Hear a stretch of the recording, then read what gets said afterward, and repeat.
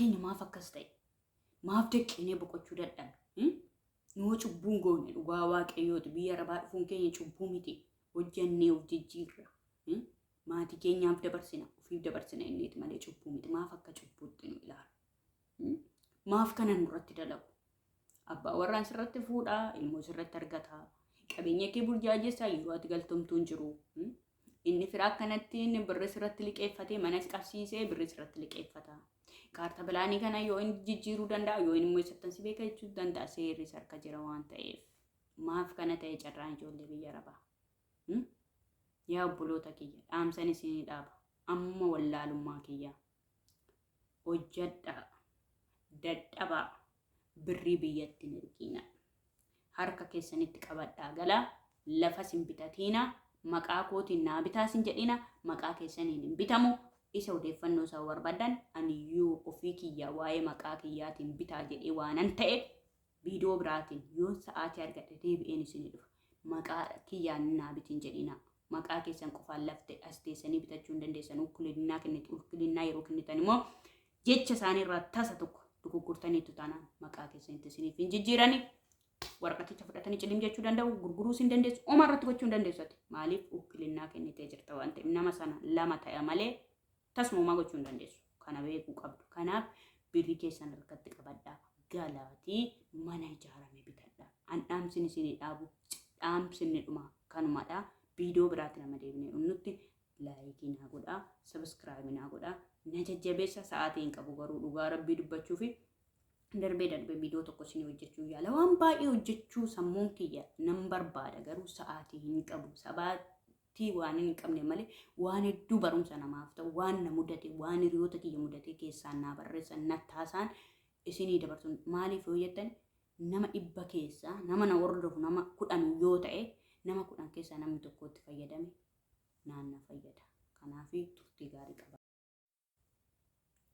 Hai ashama harka fuune kabajamtootaa fi jaalatamtoota hordoftoota Obsee Amboo YouTube jalatti argamtan akkam jirtu fayyaa keessanii ani nagaa kiyya inni nagaa kiyya baay'ee maqaan isaa bara baranaa eebbifamu akkasumaan hordoftoonni kiyyaas akka nagaa qaban abdii fi amantii guutuun qaba baga nagaadhaan eeddanii anis isiniif deebi'een jiran jedha.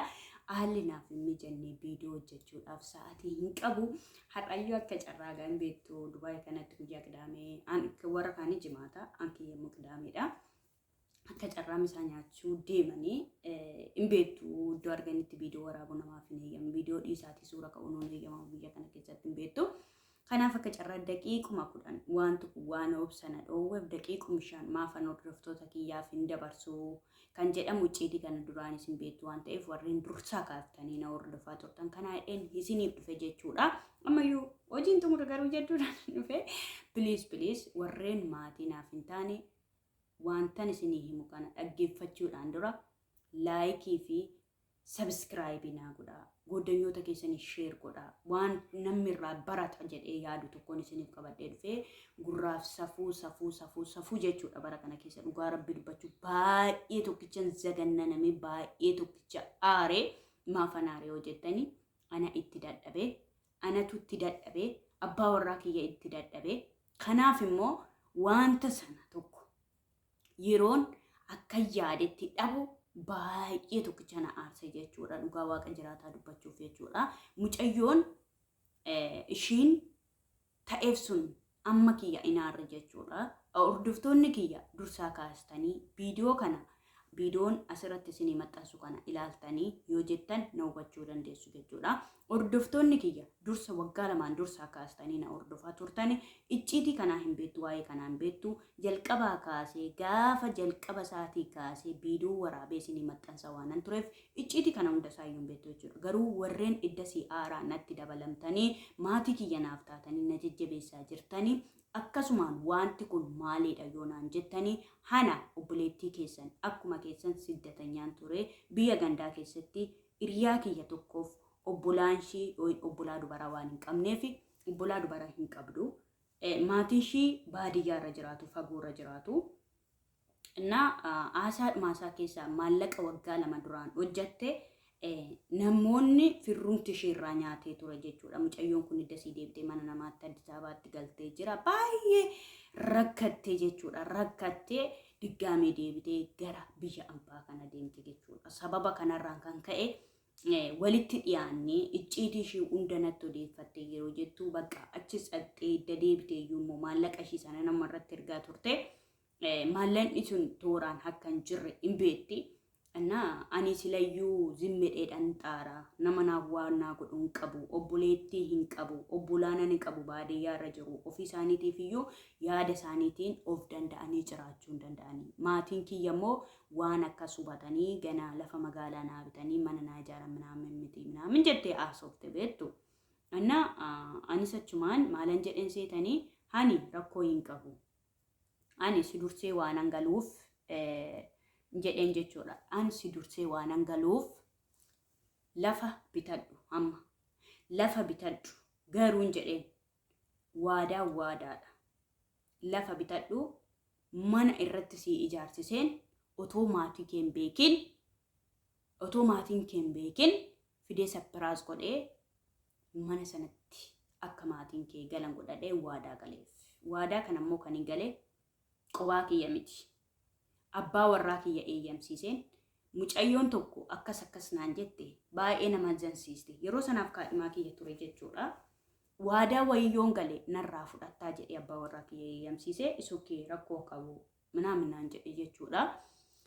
Eshi jedhee waadaa sana harkaa fudhadhee galee ofii kiyyaa galee otoon ofii kiyyaa mana inni ijaarratiin dhugaa rabbii dubbachuuf viidiyoo isaan argitu azjala deemtanii viidiyoo kiyya jala seentanii yoo jettani jalqabarraa kaastanii viidiyoo isaan argitu jechuudha.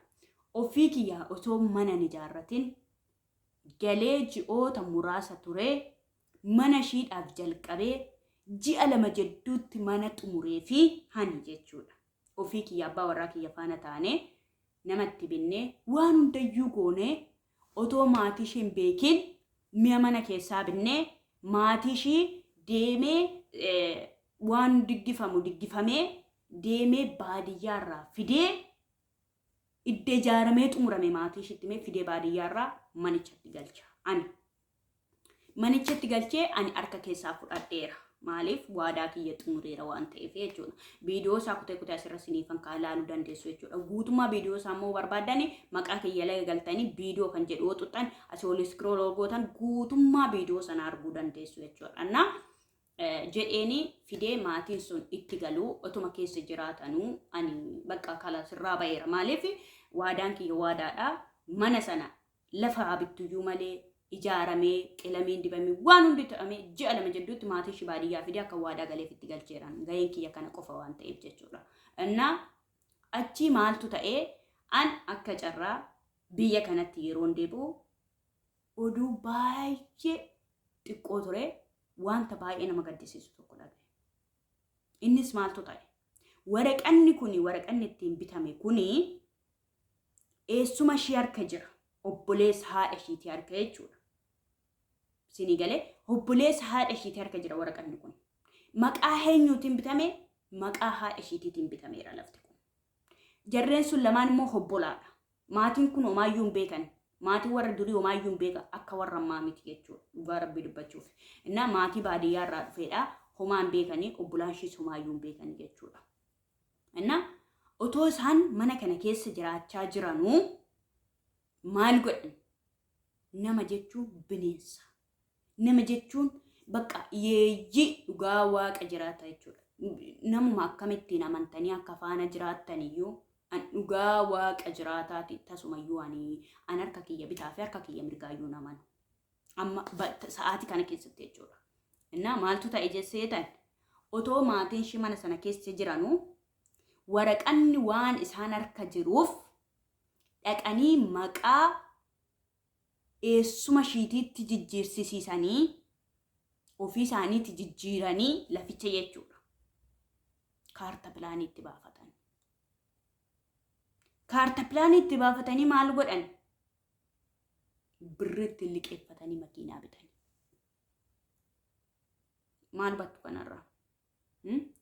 Birritti liqeeffatanii makiinaa bitanii ati maqaa eenyuutiin lafa bittee jirtaa laata?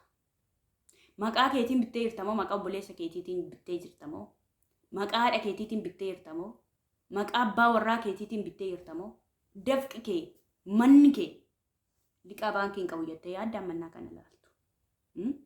Namni too maatiin keessa jiru ammamaa wallaalu ammam waan barbaade haa ta'u. Akkamittiin namni too mana keessa jiru maqaa namarraa jijjiiree kaarta pilaanii irratti baafatee birri miliyoona 1.3 ittiin liqeeffatanii makiinaa bitanii. Maal hubattu kanarraa? Makiinaa bitanii ka'anii mucayyoon kun biyya galuuf ture. Maalitti galti? Ishiin biyya galtee kaarta pilaanii baasistee waan hunda jijjiirrattee waan immoo ittiin hojjechuuf deebi'uuf karoora qabattee gara biyyaa galuu yeroo kaatu dubbii kana dhageesse. Maalitti galtire? Manni kun kan shintamu. Yoo waaqayyoon sodaateen alatti, yoo rabbi uumaa gubbana jiru sodaateen alatti, mucaan kun mana kana dhabde moo hin dhabne jettanii yaaddu? Maaliif kaarta pilaanii maqaa isaatiin jira waan barbaade gochuu danda'a. Seerri immoo bara kana bahe maqaa namaatiin lafti sii bitamee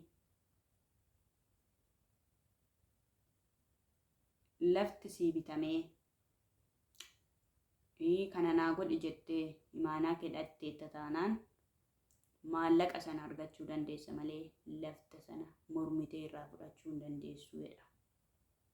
Bakka barbaaddee yoo deemte. Garuu isinoo akkamitti jirtuu yaajama?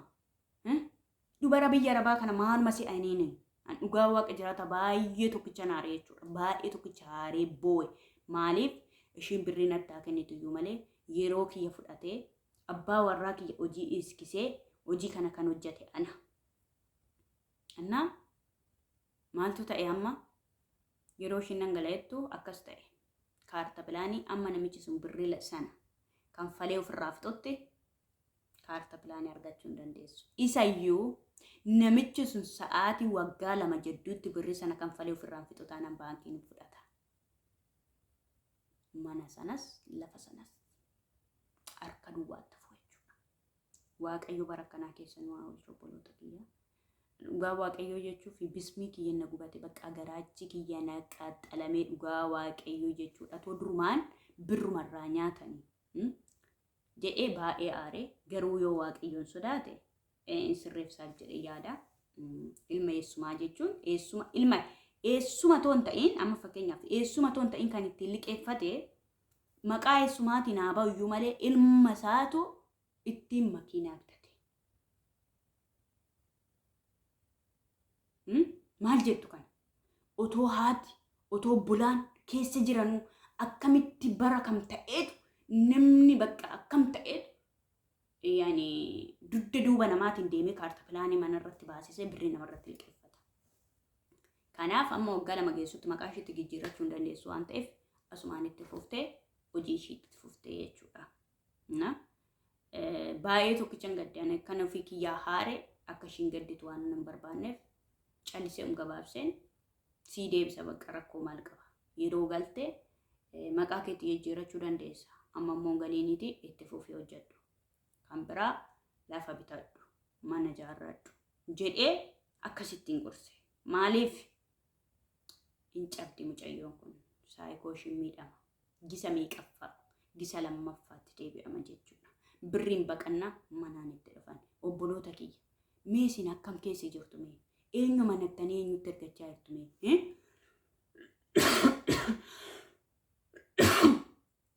Eenyu amantanii eenyutti ergachaa jirtu?